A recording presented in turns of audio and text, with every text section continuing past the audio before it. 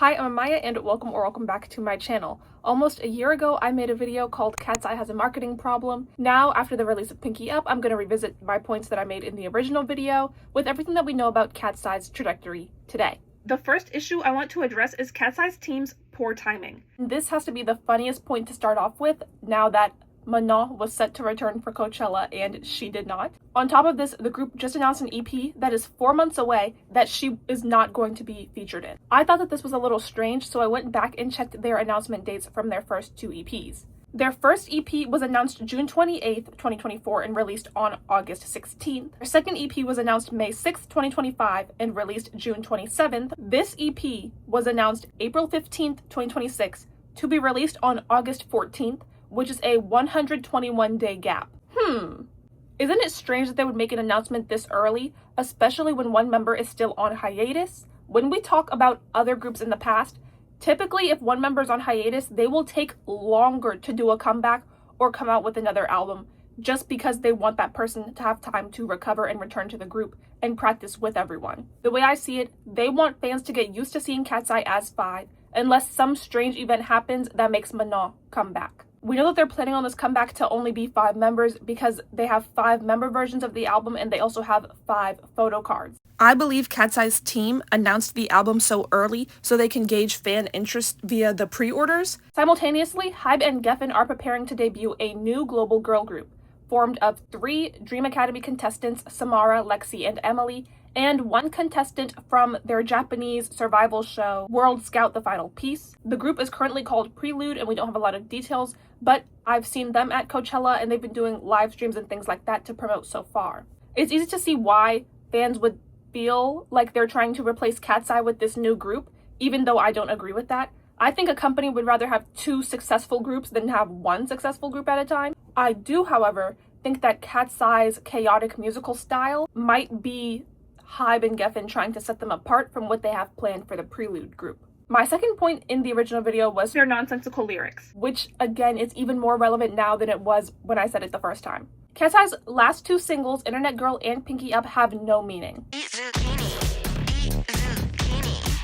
I think this is a huge mistake that they're making. The group is really sticking with the hyperpop genre, which makes a lot of sense after Brat's success in 2024. The issue with this is that Charli XCX spent years developing her sound before she released Brat.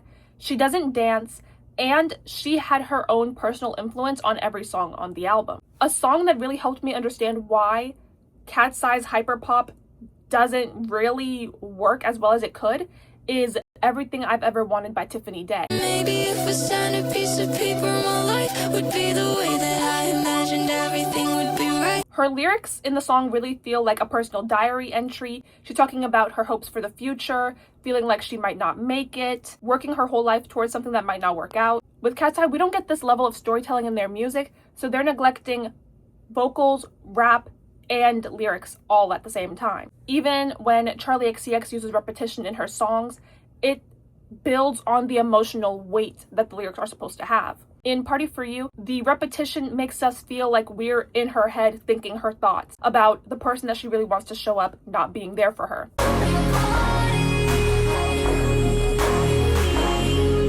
Slater also makes hyperpop music and she was just at Coachella with KATSEYE, but her biggest songs have more high energy than KATSEYE's songs do. So with every example, there is something that makes their music work that KATSEYE doesn't have. I think KATSEYE should either explore more into this genre to find something that really works for them or shift into another one. Some members, specifically Sophia and Laura, have talked about wanting to make music where they can really sing, and right now their hyperpop style is not doing that. My third point was their short songs and small discography. Too short. KATSEYE is still making really short songs. This works for streaming, but when they do things in person like festivals and concerts, they end up performing every song that they have every night. KATSEYE's in this special place where they aren't a K-pop group, but they also aren't like other Western artists. The average K-pop group might have 2 comebacks a year, with EPs releasing about 10 songs every year, while Western artists typically do maybe a 15-song album every 2 years. KATSEYE opts for the third option where they release the least amount of music possible, doing 1 5-song EP every year. At this rate, by the time the group's 7-year contract is up, they would only have 35 songs. Of course, at some point they will release a full album, but I do think it's kind of weird to keep going with EPs when all they have to do is pay songwriters for a couple more songs to have a full project. I originally said that if they want to keep up the experimental sound from Gnarly, their songs need to be longer to make them less jarring. However, this isn't the direction that they want to go in. Ellie Moore is a K-pop songwriter, and she was actually pitching songs for KATSEYE's Wild album. She explained that the label was basically looking for Gnarly 2.0. What's going on internally is Gnarly 2.0. Gnarly was so successful that they just want to recreate that success. Ellie Moore went on to say that they're looking for more Y2K inspired songs to put on the album. There's almost this like early 2000s vibe to what they're doing. This makes me believe that they're using their hyperpop kind of chaotic musical sound for virality and to get a reaction out of people. But when the project actually drops, they're going to have more songs that people really want to hear, or songs that are more general public friendly, like Game Boy and Gabriella. So while music like Gnarly and Internet Girl gets people talking, Gabriella and Game Boy type of songs get them the recognition that they want. To me, this comes across as disjointed. Their EPs are already short at just 5 songs, then every song is trying to do something different, so there's no cohesiveness at all. While I do think KATSEYE could do the Y2K sound and be successful with it, that's also what every other girl group is doing right now, from Flow to Say Now to even Girl Set, which is their most direct competition. Even if we take a listen to some of the girls who competed with them on Dream Academy, like Carly and Adela,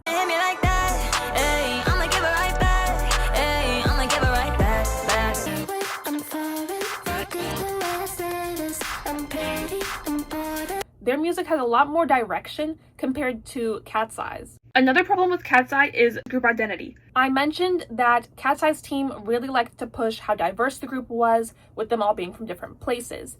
If I were working with KATSEYE to define their group identity, I would want to use the global nature of their group to make music in different styles, such as Afrobeats and Latin pop. Interestingly enough, summer after I made that video, they released Gabriella, which is their highest charting song to date, with Manon out for the foreseeable future, who is the only member representing Africa. Maybe they shouldn't do Afrobeats anymore. Diversity was always the goal in the formation of this group, so because they didn't know who the members would be, that's basically all they could go off of. Now, with us having the group for 2 years, we can shift a little bit. Now when people think of KATSEYE, they might think of their brand deals. I personally did not see an issue with them doing brand deals, easy way to make money. I do think sometimes they go overboard with it, like when they went on Jimmy Fallon to promote a Super Bowl ad for another company using another person's song. What are we doing? What's going on? Even in their music videos, the ads are really in your face, which can be kind of, like I said, jarring to their fans.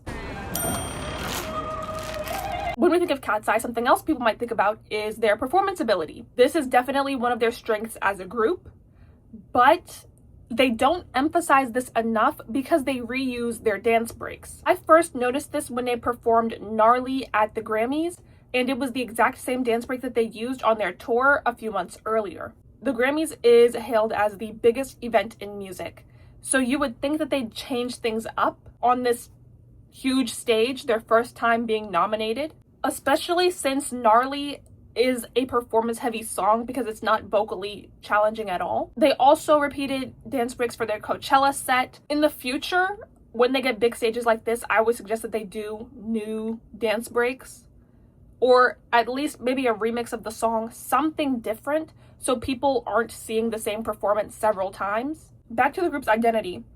When they first debuted, they kind of had this girl next door, more relatable type of look and concept, but I would not go back to this now. I would stick with their confident it girl image that they're trying to have now, but add layers to it. Can we get some songs where maybe the members talk about their personal experiences in the music industry? Something that has a little bit more substance. I don't think the group members need to write their own music or anything, but they could definitely be in the session giving something to base the songs off of at the very least, because right now the songs that they have where they try to be more relatable, like I'm Pretty, My Way, they're just not very deep.